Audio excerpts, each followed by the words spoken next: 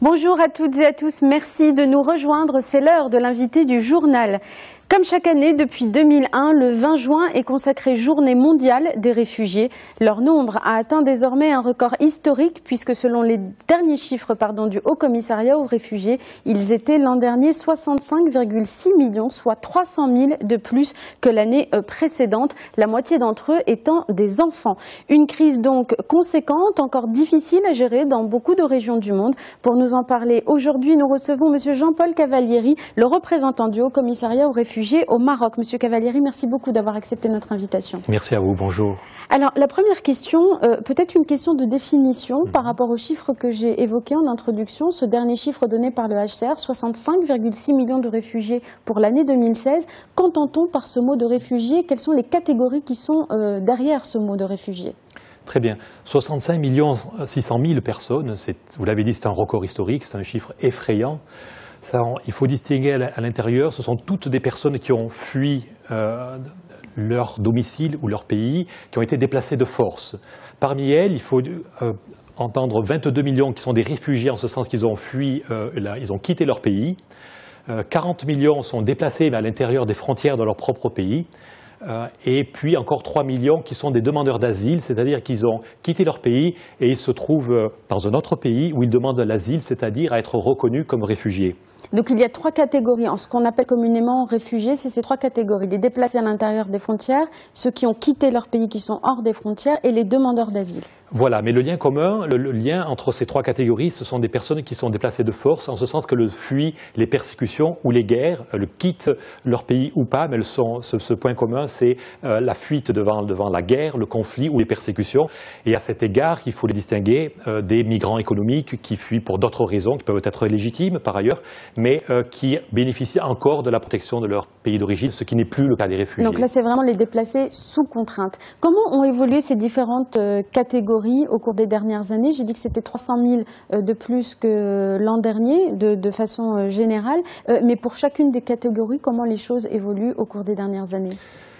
Alors oui, le monde va mal, en ce sens que de nouveaux conflits surgissent, Soudan du Sud, Yémen, et les anciens conflits qui sont un peu plus vieux, comme la Syrie ou l'Afghanistan, ne sont toujours pas résolus. Ce qui explique ce chiffre historique.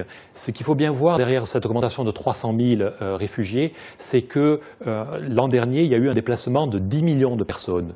Mais dans le même temps, d'autres réfugiés ont pu rentrer chez eux, d'autres personnes déplacées de façon interne ont pu regagner leur domicile.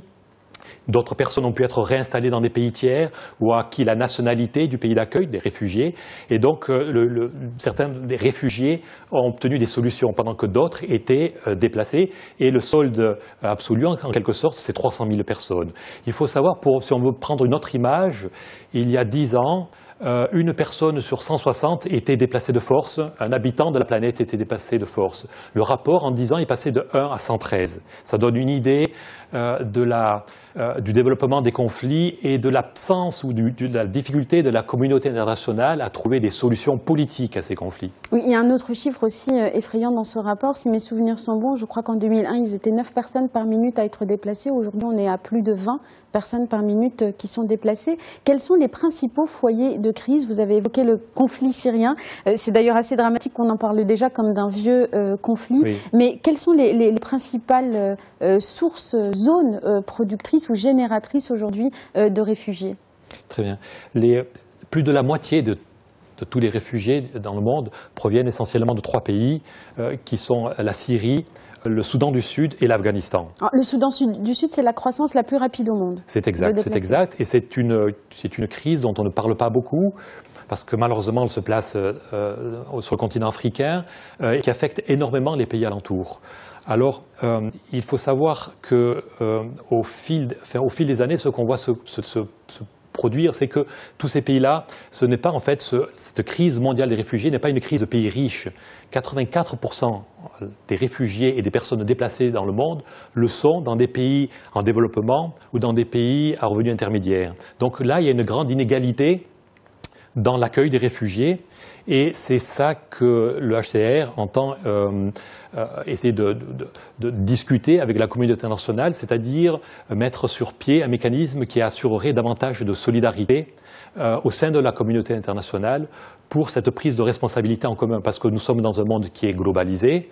Les réfugiés, ce n'est plus le souci du pays frontalier, ça devient le souci de la communauté internationale. Et lorsque la situation des réfugiés dans les pays limitrophes, comme au Moyen-Orient par exemple, n'est pas traitée de façon satisfaisante, on voit comment petit à petit cela peut affecter les autres continents comme l'Europe, l'Afrique du Nord, etc. Donc ce qui appelle à une gestion commune de ces crises. Alors, vous avez évoqué l'Europe, c'est ma question avant qu'on aborde la politique du droit d'asile au Maroc pour conclure. Mais l'Europe, on l'a vu, a essayé de répondre à l'afflux de réfugiés en provenance de Syrie. Vous l'avez dit vous-même, les pays limitrophes étant débordés, le Liban, la Jordanie ou la Turquie. Comment vous évaluez cette réponse politique des pays européens par rapport à cette crise et notamment comment vous évaluez l'accord qui a été passé avec la Turquie en ce sens ? Ce qui est particulièrement inquiétant dans le cas de l'Europe, c'est que voilà un continent qui s'est construit sur les migrations, sur la solidarité après la Deuxième Guerre mondiale, et qui maintenant fait face à une panne de solidarité avec un discrédit de Bruxelles qui pourtant est arrivé avec des solutions concrètes, généreuses, de bon sens, qui sont de dire les réfugiés arrivent en Europe, certains pays du Sud sont particulièrement affectés, ce sont l'Italie, ce sont la Grèce. Comment assurer une distribution sur une base équitable de ce nombre de demandeurs d'asile au sein de notre communauté européenne. Et Bruxelles est arrivé avec des propositions concrètes qui malheureusement n'ont pas eu n'ont pas rencontré le consensus. On se retrouve avec des pays comme l'Allemagne, qui était particulièrement généreuse. Ce n'est pas le seul pays. Il faut citer aussi l'Autriche, la Suisse et les Pays-Bas. Et d'autres pays qui se sont opposés à cette idée de solidarité intra-européenne. Et ça en dit long sur la crise des valeurs que l'Europe est en train de vivre et qui est portée par on le sait, un certain discours qui est assez toxique, alors que finalement... Alors que, rappelons-le, seulement 6% des réfugiés choisissent l'Europe comme terre d'accueil. Tout à fait, tout à fait. Et on le voit lorsque la solidarité ne s'organise pas, les flux de réfugiés sont malgré tout présents, mais ça se passe de façon dramatique avec 2000 morts en Méditerranée depuis le début de l'année seulement. Donc le pourcentage de décès sur la tentative de traversée sont absolument tragiques. Il nous reste un tout petit peu plus d'une minute pour évoquer la politique du droit d'asile au Maroc. Est-ce que vous pouvez nous en dire un mot du nombre d'abord de demandeurs d'asile aujourd'hui et comment le Maroc répond aussi à cette urgence concernant les réfugiés? Alors le Maroc, sa politique est en partie dictée par sa géographie. Il est entre deux routes migratoires que sont le Sahara et la Méditerranée. Le Maroc a décidé de regarder la réalité en face et d'établir une politique d'asile. C'est quoi la politique d'asile dans le cas du Maroc? C'est d'abord d'assurer la protection de ces personnes-là. Et ça, c'est fondamental. On a parlé de personnes qui ont tout perdu et qui ont perdu la protection de leur propre pays. Le Maroc leur donne cette protection qui est une protection internationale. On voit des réfugiés au Maroc se déplacer librement, vaquer à leurs occupations, chercher du travail. Il faut savoir que dans d'autres pays, y compris dans la région, certains réfugiés sont mis en prison, sont expulsés. Donc ici, il y a cet élément fondamental qui est la protection des réfugiés. Le deuxième élément, c'est l'accès aux services de base, que les petits réfugiés puissent aller à l'école publique, que les réfugiés puissent avoir accès à la santé. Et le troisième élément qui est aussi essentiel, c'est l'accès au marché du travail pour favoriser l'insertion professionnelle de ces gens qui ont un talent, qui ont une expertise, qui ont un métier et qui ne souhaitent que l'exercer pour ne pas être à la charge de la société. Merci infiniment Jean-Paul Cavalieri d'avoir été avec nous aujourd'hui. Je rappelle pour conclure cet ouvrage que vous avez accompagné, Un si long chemin, paroles de réfugiés au Maroc. C'est un ouvrage signé du psychanalyste Jalil Bennani, d'ailleurs avec la collaboration du HCR et il vient d'être traduit en arabe. Merci encore Monsieur Cavalieri. Merci à vous. Merci à vous tous de nous avoir suivis. Restez sur Médien TV. L'information continue dans un instant. Et quant à nous, on se retrouve demain avec un nouvel invité du journal.